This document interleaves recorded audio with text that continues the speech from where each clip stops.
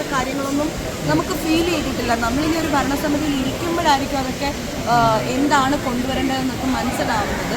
തീർച്ചയായിട്ടും തൊഴിൽ സുരക്ഷ ആർട്ടിസ്റ്റുകൾക്ക് ഉണ്ടാക്കുക, ആ തൊഴിലിടം എന്താ പറയുക, തൊഴിലെടുത്ത് പ്രശ്നങ്ങൾ ഉണ്ടാവാതിരിക്കുക എന്ന് പറയുന്ന കാര്യങ്ങളൊക്കെ എപ്പോഴും എല്ലാവരും ശ്രദ്ധിക്കുന്നത് തന്നെയാണ്. അതിലൊക്കെ കൂടുതലായിട്ട് എന്ത് ചെയ്യാൻ കഴിയുന്നതാണ്. ഇതിനു മുൻപ് നമ്മൾ കുറേ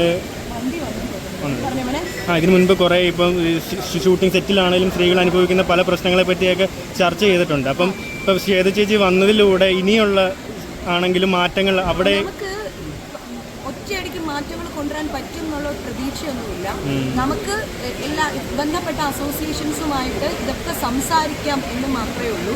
നമ്മുടെ ആർട്ടിസ്റ്റുകൾ ഫേസ് ചെയ്യുന്ന കാര്യങ്ങൾക്ക് പരിഹാരം കണ്ടെത്തണം എന്ന് നമുക്ക് പറയാം.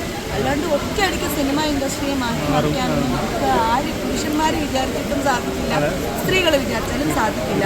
നമ്മളിരിക്കുന്നിടം ഭംഗിയാക്കാൻ വേണ്ടിയിട്ട് എല്ലാവരും ഒത്തുചേർന്ന് പ്രവർത്തിക്കണം. അത് നമ്മുടെ ലൈഫ് ബോയ്സ് തൊട്ടിട്ട് ഡയറക്ടർ വരെ, ആർട്ടിസ്റ്റ് മുതൽ മേക്കപ്പ് ആർട്ടിസ്റ്റുകൾ വരെയുള്ള അങ്ങനെ എല്ലാവരും ഒന്നിച്ച് പ്രവർത്തിക്കണം. എന്നാൽ മാത്രമേ നമ്മൾ ചെയ്യുന്ന തൊഴിലിടം ഭംഗിയായിരിക്കുള്ളൂ. അതിന് എല്ലാവരുടെയും മനസ്സ് തന്നെ. തീർച്ചയായും. Thank you. ആയിക്കോട്ടെ മോനെ.